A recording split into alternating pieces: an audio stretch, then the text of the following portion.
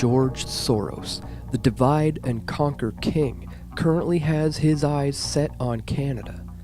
But just who is this man, and what does he have in store for the Canadian people? What is it that built his character?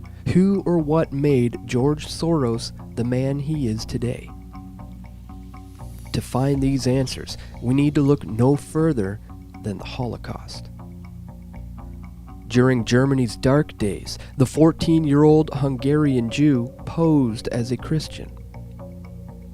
With his adopted godfather, George Soros helped to confiscate the property of his former neighbors and friends. He watched them get rounded up and sent off to death camps. This kind of experience would scar most people, knowing that he was secretly a Jew, watching the people he knew stripped off of all their belongings and sent off to die like animals to the slaughter. But Soros says that this is what made him. This horrifying experience helped shape him as a person, for which he says he feels no guilt. When the Nazis occupied Budapest in 1944, George Soros' father was a successful lawyer. He lived on an island in the Danube and liked to commute to work in a rowboat. But knowing there were problems ahead for the Jews, he decided to split his family up. He bought them forged papers, and he bribed a government official to take 14-year-old George Soros in and swear that he was his Christian godson. But survival carried a heavy price tag. While hundreds of thousands of Hungarian Jews were being shipped off to the death camps, George Soros accompanied his phony godfather on his appointed rounds, confiscating property from the Jews. These are pictures from 1944 of what happened to George Soros' friends and neighbors. You're a Hungarian Jew who escaped the Holocaust by posing as a Christian. Right. And you watched lots of people get shipped off to the death camps. Right. I was 14 years old. And I would say that that's when my character was made. In what way? That one should think ahead, one should understand and anticipate events, and one is threatened. It was a tremendous threat of evil. I mean, it was a very personal experience of evil. My understanding is that you went out with this protector of yours who swore that you were his adopted godson. Yes. Went out, in fact, and helped in the confiscation of property from the Jews. That's right. Yes. I mean, that sounds like an experience that would send lots of people to the psychiatric couch for many, many years. Was it difficult? Not at all. Not at all. Maybe as a child you don't see the connection, but it created no problem at all. No feeling of guilt. No. What kind of monster is this? A man who can crash currencies just by making the wrong or right statements. A man whose actions in the market are followed by speculators all around the world. I am basically there to make money. I cannot and do not look at the social consequences of what I do. Like risking $2 billion in Russia. When the Russian market began falling apart in August, Soros was the country's single largest investor. He called the U.S. Treasury and asked Uncle Sam for $7 billion to prop up the ruble. When U.S. officials failed to intervene, Soros wrote a letter to the Financial Times of London saying he thought the Russian currency should be devalued by as much as 25%.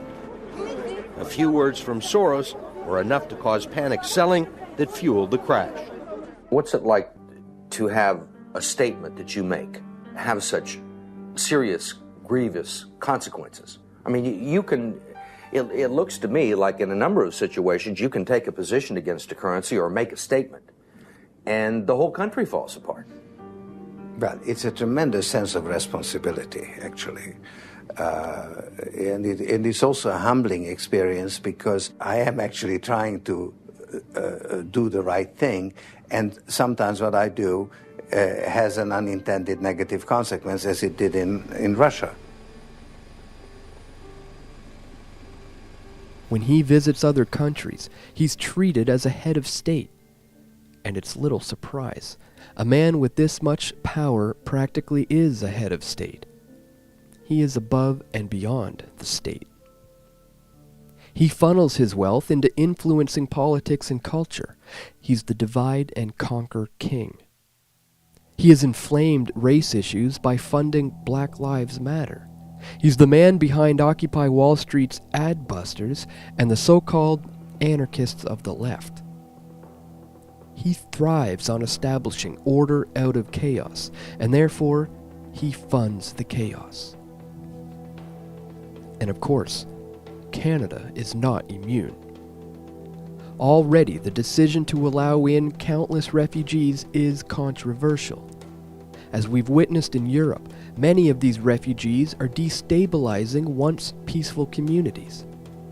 They are refusing to accept Western traditions and cultural practices and demanding that Western governments subsidize them and respect their barbarous culture and religion. Of course, the issue of why they are refugees to begin with is never answered. If the American military establishment hadn't decimated the Middle East, Europe would not be having this problem. And neither would Canada. While Immigration Minister John McCallum says that Canada needs to substantially increase immigration in order to fill Canada's labor needs. A bogus argument that does not pass scrutiny. The refugee question is a done deal. Canada has teamed up with George Soros and the UN Refugee Agency to promote and help settle refugees in Canada and around the world. As John McCallum said in an interview, we are having a joint initiative, and tomorrow we will announce it between Canada, George Soros, and the UNHCR, which is an initiative to sell our privately sponsored refugee program to other countries. I know of at least 13 countries who have a potential interest. He also said, I'm grateful to the UN and to George Soros for co-sponsoring this initiative with us. The fact that he is a billionaire gives you a clue as to what he might do, which is to contribute funding.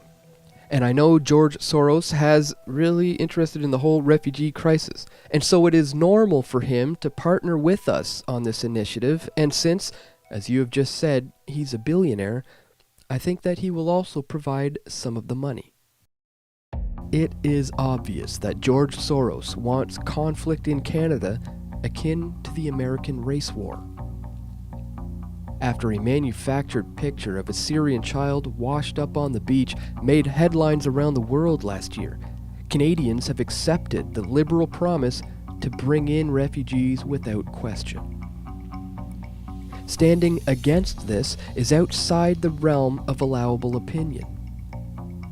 It's considered as uncivil as refusing to wear a poppy or publicly supporting Donald Trump. In the cold, socialist netherworld known as Canada, you cannot oppose the UN or unvetted refugees without being labeled a racist right-wing ideologue. But this is precisely the kind of conflict that George Soros thrives off of. As the chairman of the Open Society Foundation, the radical leftist is hell-bent on undermining the Western traditions that made Canada and the United States free and prosperous. George Soros is dedicated to reshaping the world in his image. He is a shining example of corporate money not only influencing politicians, but the media and culture as well. George Soros is everything that is wrong with this system. If Canada is going to survive this century, then men like him need to be stopped. But don't think that old age will stop the Soros agenda. His son Alex Soros is right behind him, participating in the far-left anti-Trump protests. Born in 1985 and not having experienced wars like his father has, It will soon be young Alex Soros' turn as the torch is passed on to the next generation of power-hungry psychopaths to have his legacy in the establishment of a new world order established by utilizing his father's technique of achieving order out of chaos. But for every step they take towards this agenda, we will be 2 steps ahead, exposing their corruption and plans for global domination. You can help us defeat this beast by donating to our cause or by joining us as a PFT member or a PFT patron.